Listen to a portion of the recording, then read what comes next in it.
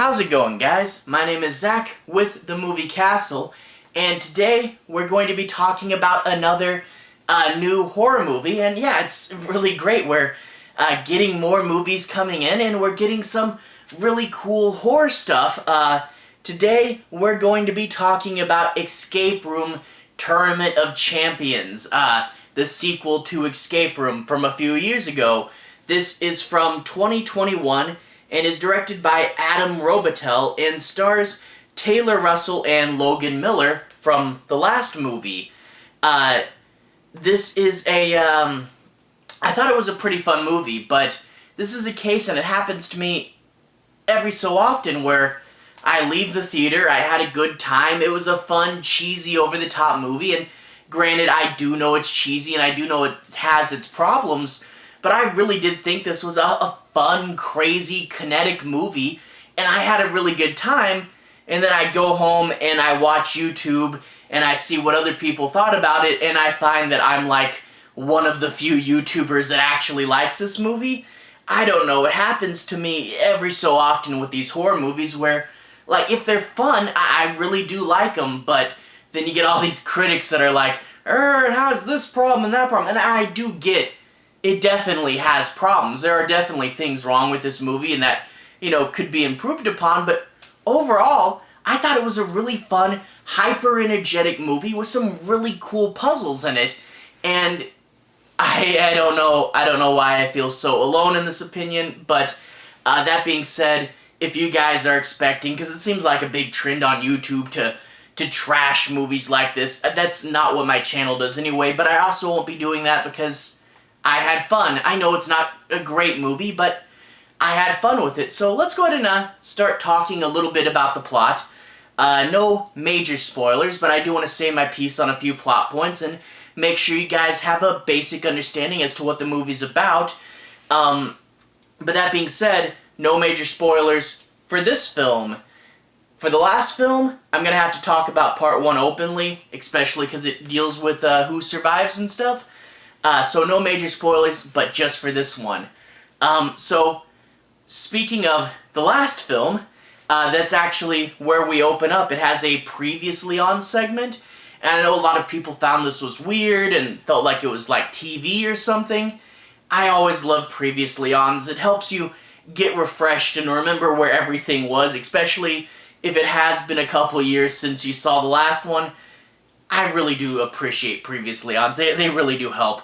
So we get a previously on, but then the scene immediately after that, the first scene of part 2, it actually helps you remember even more because the main girl, Taylor Russell, who survived the last one, is in a therapy session, and, you get a little bit more of a recap there, but the end of part 1, it showed a bunch of people on a plane, and the whole plane was an escape room, and they were crashing, but it was really all just a test run, and they wanted to get her on it.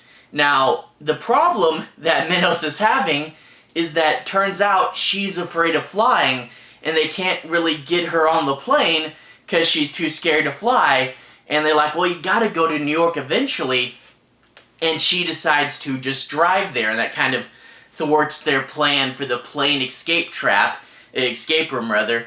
So she drives there, and she and the guy from the last movie, her, basically only friend in the world, arrive at the building, and even though they know people were at it quite recently, the whole building's abandoned, and they're trying to look for a way into this building when they meet someone who says, oh, I can show you around, but it's really just a thief, and the thief takes her necklace that belonged to her mother. They chase after him to try to get it, and they wind up on this train car, and the guy gets away. The doors to the train close, and the train goes on, and they're like, we'll have to tell the police about him later. But then the train decouples from the rest of the train. They're in the very last car, and it slides down another pathway to this abandoned tunnel and stops, and the whole train car reveals itself to be just a big game. Like, they're back in the game, And of course they say, oh no, we're back. And then everyone else says, wait, you're back? You know about this? And they find that everybody in the car has been a previous victim of these escape rooms. And of course they say the title, they're like, so what is this, a tournament of champions? Which after Suicide Squad did it, a lot of people like to mock those things, but whatever, they say it. So it's all these previous people from previous games that Minos has got onto this train car and put them in a new game. Now this is one element that a lot of people had problems with. I don't know, I really liked it. Is, the fact that they could get these people, unbeknownst to them, to all enter the one train car, and only them, and then for it to be so big, like I guess maybe the city itself is in on it, that they can attach a new train car to the end of this train, and then detach it and send it down its own road. I don't know, I really do like the idea of it's a conspiracy movie, and how big and well-oiled is this machine that they can organize and get a certain group of people onto the train, and it's just this certain group of people that they wanted, and the people on the train don't know that they've been manipulated to come there.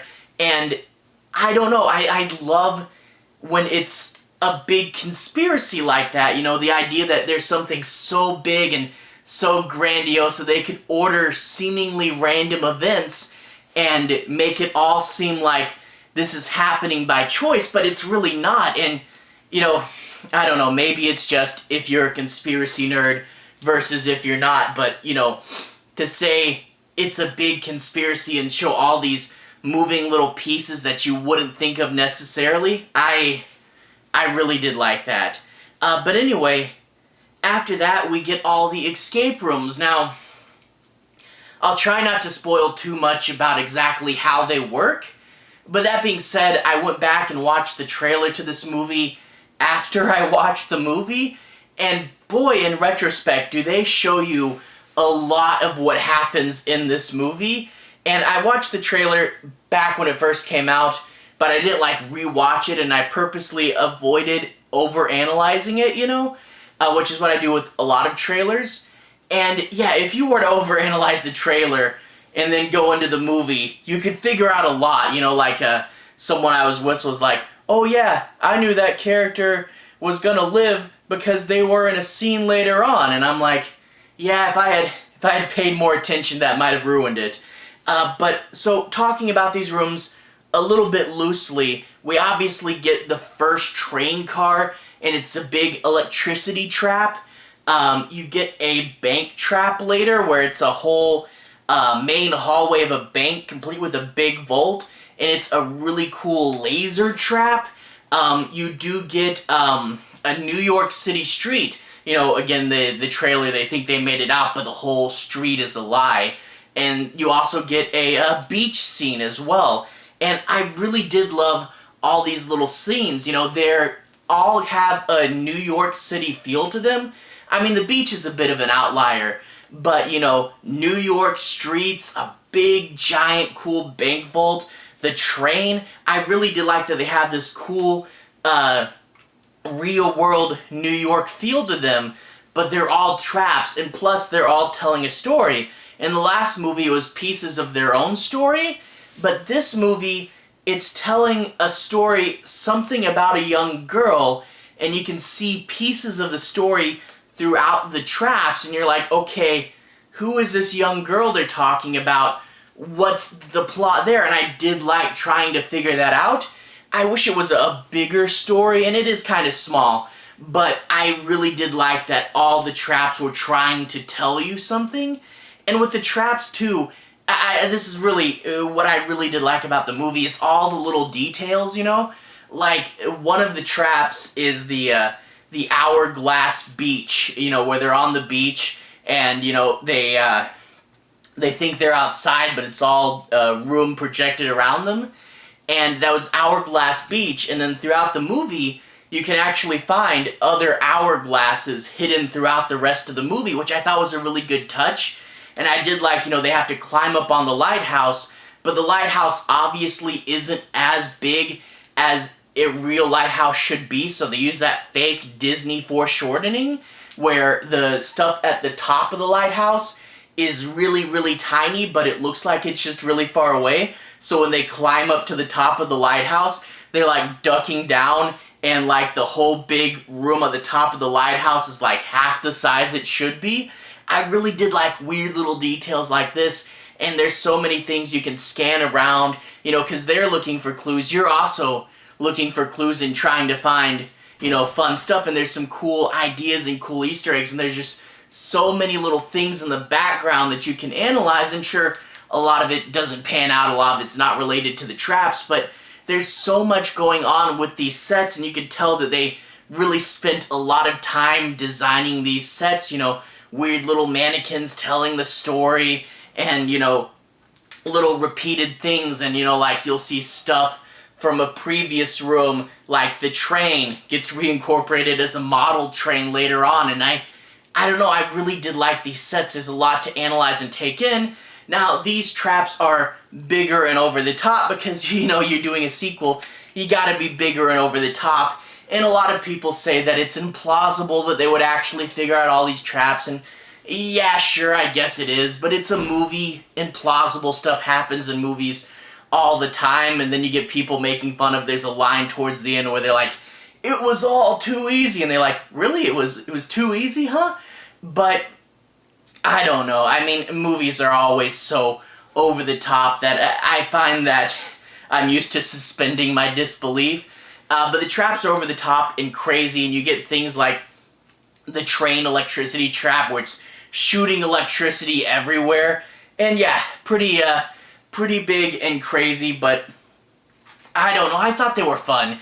Maybe it's just me, maybe I'm alone in it, but a lot of people go, oh, that's implausible, but I don't know. It was fun and goofy and cheesy, and, you know, I don't say it's realistic. I do admit it's cheesy. I just thought they were fun cheesy, you know? And maybe that's just me. And another thing, you know, talking about with the rating and stuff, a lot of people, for the first one, said that Escape Room was basically your PG-13 alternative to Saw, you know? So if you have, like, high school kids that get to watch Escape Room, you know? And that really does feel like this. This really does feel like a spin-off of the Saw movies, and I won't spoil it, but the ending, there's a few elements of the ending that reminded me, like, okay, that's something that could happen in Saw, you know, and the whole big da-da-da reveals and stuff, you know? And out of the reveals, there are definitely some reveals that you see coming from a mile away, you know? There's one early on, I'm like, yeah, that's gonna happen. But then there's a few things later on in the movie that I'm like, okay, I didn't see that coming, and that's a fun twist, you know? And granted, yeah, and plausibility, I get it, but there are some really fun twists with this movie, and, you know, it did feel like the old Saw movies, like a spin-off series, you know? Classify these into the unofficial sequels category, I guess. But anyway, I guess that's it. You know, it's a lot of people, the more cynical among you, the more art house, the more serious. I get that a lot of people won't like this movie, and I understand that. But that being said, it was so goofy, so cheesy, so over the top. It was a blast. It was a big, crazy, crazy movie, and I get that it's cheesy, I get that it's impractical, but there's so many parts that I just had really, really a ton of fun with, you know? And maybe this is, you know, being a fan of Saw and just wanting to see more wacky, crazy traps. I don't know.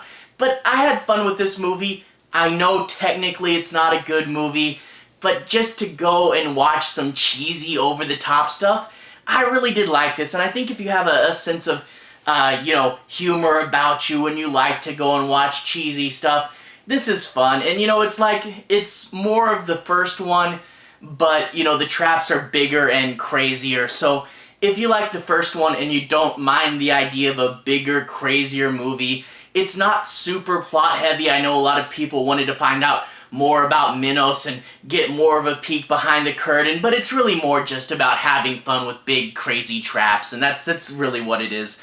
I hope I haven't been rambling too much. But anyway, to everyone who's watched so far, thank you for watching. To everyone who's liked and subscribed, thank you. You're really helping the channel out. I'll put a relevant playlist down here if you want to see more me talking about movies. You can find more there. Anyway, have a good day. I'll see you guys again very, very soon. Relevant playlist on the bottom. Have a good day now.